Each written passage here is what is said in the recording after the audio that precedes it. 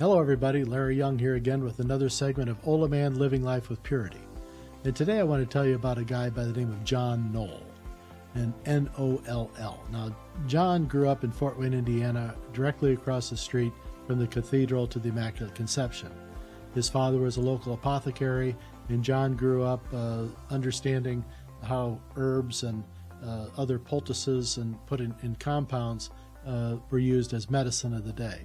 And so he got really good training in that at his father's knee, so to speak, and he ended up going out and delivering these herbs and poultices and things like that that his father put together, these medicines.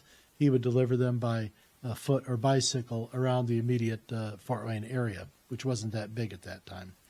So John was born in 1875. He became a priest, I think it was 1898.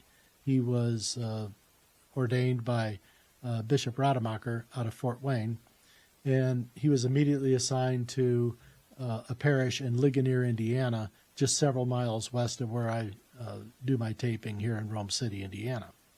Now, Bishop Rademacher sent him to Ligonier for the express purpose of being local to the work that was going on in Rome City, Indiana, with the healing center that had been built by a fellow by the name of Dr. Geierman, and then was subsequently sold to the Sisters of the Precious Blood when Dr. Geierman got to be way too busy. And he needed help, and this was the best way for everyone's needs to be met, was to have a buyout done by the Sisters of the Precious Blood with Dr. Geierman. And that was put together and organized by a young John Knoll, who had helped Dr. Geierman even pick out the property earlier on. So a lot of basic groundwork there. So John Knoll had a really entrenched relationship here with Rome City and all the development of the facility here under the name of Knipe Springs. So he was always involved in the building of this particular facility. Now, in 1910, I believe that was a year, or maybe 1908, but somewhere in there, that Father Knoll was reassigned to St. Mary's Parish in Huntington, Indiana. And he was there, it was either 1910 or 1912, and he started work on building the parish out, which had been started several years earlier, but it was always in a developing stage, and he was really good at seeing things and making things happen. Well, it was in 1912, finally, that Father John Knoll started a publication called Our Sunday Visitor. Maybe some of you have heard about it, maybe some have not. But he started off with a $10 printing press that he bought with his own money, and he started this publication that went from about 200,000 subscribers or viewers of this particular publication to over 1 million in real short order. So he needed to enlarge his facilities, needed to enlarge his capacity, and so that's when the Huntington Press was started, again with John Knoll's own money, and he built this printing empire, or whatever you might want to call it. This business enterprise was started in 1912. Now, what fueled John Knoll's, or Father John Knoll's, urgency about getting this new printing and publishing house put together? Well, a lot of it was triggered by a fellow by the name of William Wirt, W-I-R-T. Now, William Wirt is considered to be the forefather of progressive schools here in the United States. Well, William Wirt was actually influenced by a fellow by the name of John Dewey, who really, I think, holds that distinction and credit as being the catalyst behind progressive school teaching and changing the model for how the education system worked here in the United States. Now, when you've got people trying to change something of such a massive institution as the educational system in this country, they needed to set out with a pilot study to see about how this would work and how it could work. So they chose Gary, Indiana.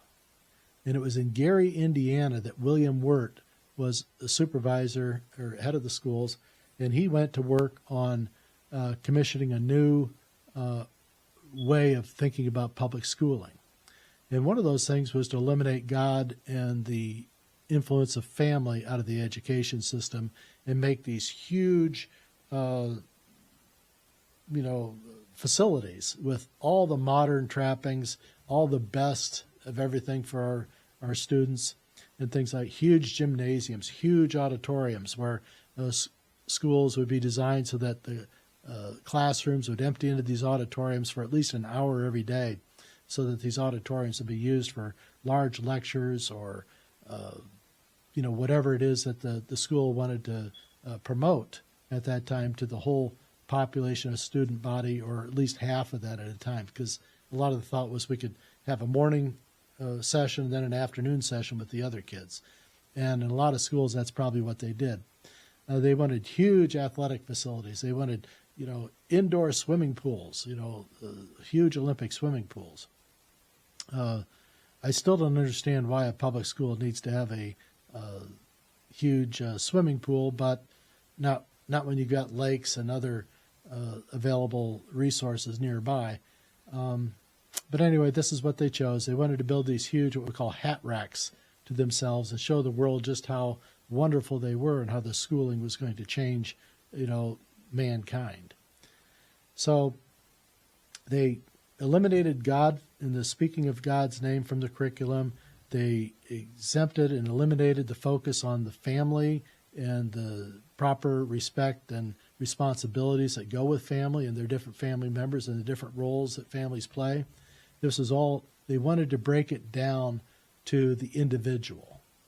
And they were trying to break everything down to where the individual was the star of things. And as the public schooling has gotten bigger and better, hopefully, and more diverse, they finally started allowing the black children and the people of color to have these same schools too. But that took a long time, because originally these great experiments were really reserved just for the white kids in these school systems going on around the country. Well, I have to go back to, they wanted to do a pilot study. They did that in Gary, Indiana, and I believe that started in 1915. But it took them a while to get ramped up. But Father John Knoll saw the implications of this and what it was going to lead to as far as trouble for not only Americans in general, but the family specifically. And so he thought that he needed to rail against this, and that's why he started the Sunday Visitor, so that he could show and speak to the American public and Catholics also as to what it is that Catholics were thinking and believing, and what their hope for was, and what their plan was for trying to bring things together rather than to separate, isolate, and under the name of lifting people up. So this is where the real troubles, I think, started in the progressive movement that we're seeing today and how it got hijacked. Because what Dewey and Wirt were trying to do initially, I think, was proper. I don't like the way they executed it. But what they were trying to do is to show economies of scale and how they could cut down on the overall cost of education by having these super complexes and delivering the best of services to the students in the hope of having this grand new way of educating. But when they eliminated God and the family from their curriculum, what they set in motion was an internal decay and disease that has rotted it from the inside out. Because by eliminating God and the spirit of family from your education, what you ended up doing was taking your emphasis on these individuals, ended up becoming what we call groupthink, or group identity that we have today. And so what they wanted to do is they got down to the education of the individual. They found out that by doing that, they were losing power. And so what they needed to do was kind of backtrack a little bit, and they had to come up with group identities. So they conquered the racism debate. I think 1949, Indiana outlawed separate schools. I'm not sure about that. I have to look into that. But other states started outlawing it. It wasn't until the Civil Rights Act of the 1960s that it finally became, policy across the board, and we needed to integrate the schools, which we should have been doing all along. So with these things going on in this decaying of the educational system, new progressives came in after Wirt died, I think, in 1938. So we had a World War II coming on, and that gathered people's attentions and took it away from what was going on in the schools. And what they ended up doing in the schools at that time then was they started identity politics under a different form, but trying to take these individuals back and then put them into groups again so that they could kind of start the whole process of tension and division all over again. They had been so successful in extolling the individual, they forgot that, once the individual is empowered, their job is over. So they had to create more tension by creating this group thought. And so what they ended up doing is creating all these subclasses of whether it be students in general, colored kids in particular, to having all these subsets, and they wanted to do them, just kind of put the interests of the Latino communities and the other recent immigrant communities against the black community, against then the white community. So they had this 3 areas of tension going on, but it came with this identity politics that started back then.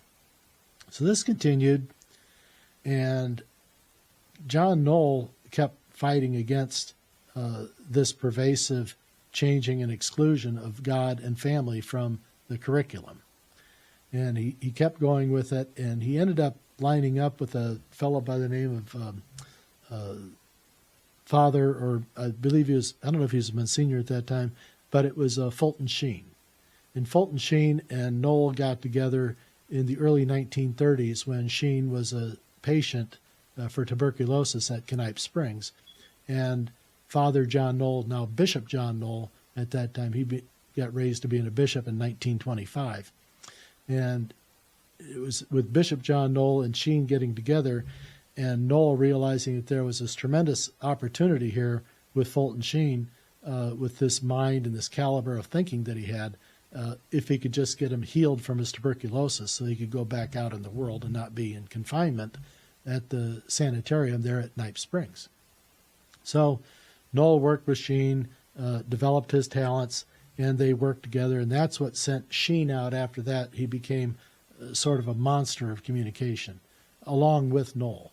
And these were 2 great men who worked together the rest of their lives up until 1956 when Bishop Knoll passed away. But Sheen had already had his TV show and all like that thanks to Knoll, and was up and going. So he continued on. But he was still railing against the communism infiltration, not only in the schools, but in our public thinking. And so these guys were very strong, and they stood out, and they took chances, and they said the difficult things that needed to be said. Now, we don't have that going on today. We have a lot of people talking about things like this, but they're always like, oh, we got to kind of let it go and see what happens. It's God's will. It's God's plan. We have to see what happens. But in the meantime, they're losing the opportunity to take action and correct injustice and problems that we have in our communities and in our world right now. It's only going to get worse if it's not challenged and taken down and called out for what it is. So it's just going to be something that we have to continue to look at and comment on and stand up when you see the crazy stuff going on.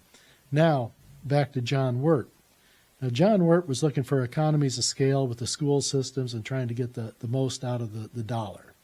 But he also wanted to eliminate God from the equation, and there was a little bit of a communist or socialist kind of thinking going on with these guys between Dewey and Wirt. Now, these guys both thought that they were doing the right thing and that good was going to come out of it. Yes, good did come out of it, but it also brought with it its bag of problems. And this is where we have to think about these things and where good people's efforts in the past got hijacked or moved or changed around. And this brings about a way of thinking in discernment of a concept called Chesterton's fence. Now, many of you may have heard of Chesterton's fence. Many of you may not even know what it's about, or who Chesterton was. But Chesterton's fence is a way of analysis where Chesterton basically said, before you tear down a fence that you didn't put up, you should try to find out why that fence was put up in the first place. And you don't just want to go be destroying things of the past just for the sake of destroying things. You understand what's going to be the implications of doing such a thing. So we need to be thinking more about this way of thinking with Chesterton's fence before start tearing down institutions or buildings, for that matter, or statues and things like this around our country. We need to understand why it was put up in the first place, what was the purposeful intent of our forefathers who did this, and why it matters. We can't just dismiss it and say, oh, racist, or, oh, you're segregational, blah, blah, blah, oh, it's so colonial of you to say things like this. Well, maybe not. But we do need to take the time to analyze it and see why. So I'm going to talk more about what happened here with Wirt and the educational system, but I really don't think that Dewey and Wirt would actually be approving of what is going on today in the schools, because this wasn't, I think, what their intent was. I think they were trying to get the most out of a scarce resource, that being dollars for education during these years, and trying to see how they could make it work to the greatest advantage. They were willing to give up some freedoms and courtesy along the way to get that, and that was eliminating God and family from the discussion in the classroom. And Noel was upset about this, and he thought, I have to take a large stride here in doing something. And so he spent a lot of his time in the 1915 to 1935 period writing about this an awful lot. And he was concerned about the disintegration of the American family, and Fulton Sheen picked up on that and continued carrying that ball. We had just this last week, a place kicker for the Kansas City Chiefs made an outrageous statement at a commencement ceremony. And when he said for women, it's okay to be a homemaker. His wife is a homemaker, and he's very, very proud of her. And he has said a lot of great things about her. There's nothing wrong with having an educated woman being at home, making your house into a home, and raising your children with good, smart thinking that's there on site all the time, not just handing your children off to some daycare worker who really doesn't care about your child much more than what the level of pay they get. So you can't beat a mother. You can't beat a mother at being a mom. So let's not, be throwing this thinking out there when it hasn't really been considered to its fullest extent. You've got to know why we're objecting to something before you object to it. So I want to address something also that one of our viewers had sent an email offline asking about a priest by the name of Juan Ruiz in Brooklyn, New York, and how this priest bailed out one of the 5 attackers that attacked a New York City police officer and was being held on $15,000 bond. Well, this Juan Ruiz, in the article, said he used the parish funds to extract this guy, pay his bail, and get him out. Now, I have to say something here. A lot of people are assuming when the media used the word priest that they were under the assumption that Juan Ruiz is a Catholic priest. He's not a Catholic priest. He's a Lutheran pastor. And the media has selectively shown their intelligence again by calling a Lutheran pastor a priest. Now, even the Lutherans don't like to call their pastors or ministers priests because they don't want to conflate or conflict the representation of them being Catholic. So this is where our media has really messed up again. They didn't do their homework. They started calling this guy a priest Whether that was by design or error hasn't been really discussed at this point. But I did look into it, and this Father Juan in Brooklyn, New York, is not a Catholic priest, but he's a Lutheran minister or pastor. And he has a record of being an activist in these things, and he's done a lot for the immigrant community. In this instance, bailing them out, and other times, helping to make sure that they were safe and sane, and they had a roof over their head or they had food to eat. All good things. I support all that entirely. I'm a part of that. I try to work to help build revenues for a food bank down in Fort Wayne, Indiana. I've been doing it for years. A good friend of mine runs it, and he's doing just great work. So there's room in this world for all these things, but there really isn't room for our priests to becoming activists like that. They can do it on their own time. They can use their own money, but this was not an act that was done by a Catholic priest using Catholic donated dollars. So I wanted to clear that all up. I looked into it. It sounded worse at the outset, but when I found out this was another bit of irresponsible news reporting, I just kind of shook my head and I said, well, there it is. So be careful. Words matter. Pay attention to what's going on around you. The silliness is going to get really scaled up here this year. The media is complicit in it. They're going to be doing it. They're already doing it, been doing it. So we need to just be like I said, the cool presence in the room, be the stable figure inside the snow globe when they try to shake it up. Don't let it move you. You know what the right thing is to do. So let's keep doing that. So short little segment today, but wanted to get that out there. I'll be back with more about Father John Knoll, who became Archbishop John Knoll, and his relationship there with Fulton Sheen and why it matters. So